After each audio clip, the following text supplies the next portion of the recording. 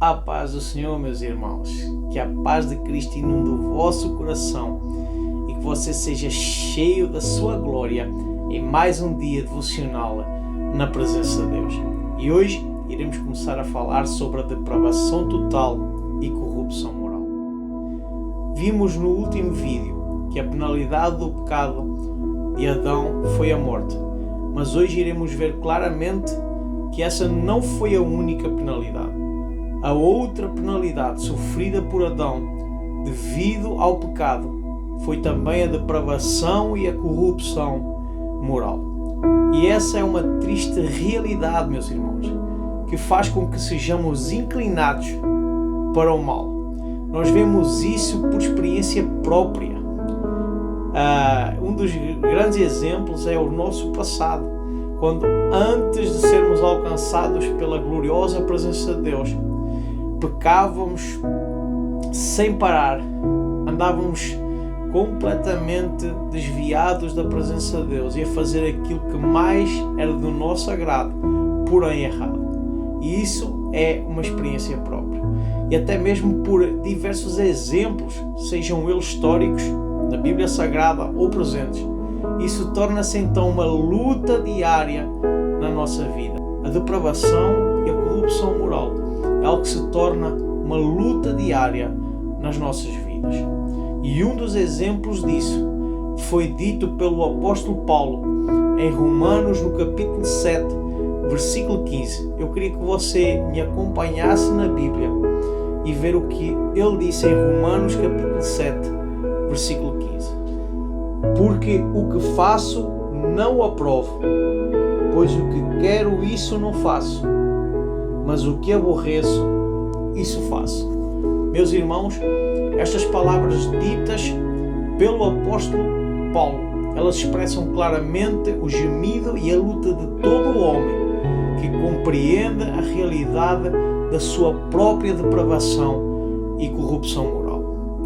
Talvez você agora esteja a fazer uma pergunta, ou esteja a fazer a seguinte pergunta: o que significa depravação? O que é isso? Irmãos, a depravação significa que algo é torcido ou que algo está torto ou tortuoso. Quando dizemos que algo é depravado, estamos a dizer que a sua forma original completamente foi distorcida. Quando dizemos que alguém é depravado, estamos a dizer que essa pessoa ela caiu do seu estado original de justiça e que então a sua natureza agora tornou-se uma natureza corrupta. Agora existe algo importante que nós temos que esclarecer. E uma das coisas que precisamos e que precisam ser esclarecidas é que a depravação ela não significa, em primeiro lugar, que a imagem de Deus no homem foi totalmente perdida na queda. Nós, ao vermos Gênesis, capítulo 9, versículo 6, 1 Coríntios, capítulo 11, versículo 7 e também Tiago, capítulo 3, versículo 9, nós vemos claramente que as Escrituras nestes textos, elas referem-se ao homem criado à imagem e semelhança de Deus. Isso leva-nos claramente a crer que a imagem e semelhança de Deus permanece em todo o homem. Outro ponto que precisa ser esclarecido, o segundo ponto, é que a depravação ela não significa que o homem não tem conhecimento de Deus e da sua vontade. Ela não significa que o homem não conhece a Deus e não conhece a vontade de Deus. E nós em Romanos, no capítulo 1, no versículo 18 e no versículo 32, e eu queria que você me acompanhasse a ver o que está escrito na palavra de Deus nestes dois versículos. Romanos capítulo 1, versículo 18, diz o seguinte: porque do céu se manifesta a ira de Deus sobre toda a impiedade e injustiça dos homens, que detém a verdade em injustiça. Romanos capítulo 1, versículo 32 nos diz o seguinte: os quais, conhecendo o juízo de Deus, que são dignos de morte, os que tais coisas praticam, não somente as fazem, mas também se agradam dos que as fazem. Irmãos, os homens conhecem o suficiente a respeito do Criador, a ponto ponto de odiá-lo com as suas próprias atitudes, e não só o fazem como tentam rejeitar e deter a gloriosa verdade de Deus. Outra das coisas que nós temos que ter em mente, e que a depravação ela não significa, é que ela não significa, em terceiro lugar, que o homem não possui consciência, pois o homem possui uma consciência. É isso que a palavra de Deus nos diz. E quando nós afirmamos que o homem não possui uma consciência, nós estamos a dizer que o homem é indiferente tanto ao bem quanto ao mal. Romanos capítulo 2, versículo 14 e 15. Romanos capítulo 2, versículo 14 e 15 diz-nos claramente que o homem possui uma consciência. É claro que agora vivemos em um tempo complicadíssimo, em que a mente de muitos pode até estar cauterizada, devido ao seu abandono da fé, devido ao facto de estar a dar ouvidos a doutrinas de demónios.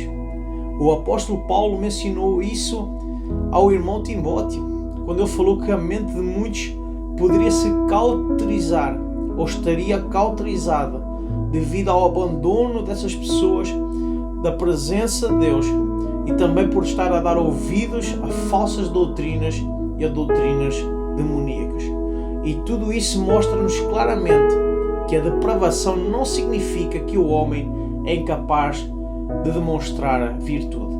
Irmãos, eu queria deixar aqui bem claro, e a prova disso é o facto de haver homens que amam as suas famílias, que se for preciso sacrificam a sua vida para salvar outras vidas, e que demonstram grande generosidade, não só nas ofertas na igreja, mas quando precisam de ajudar alguém que mais precisa.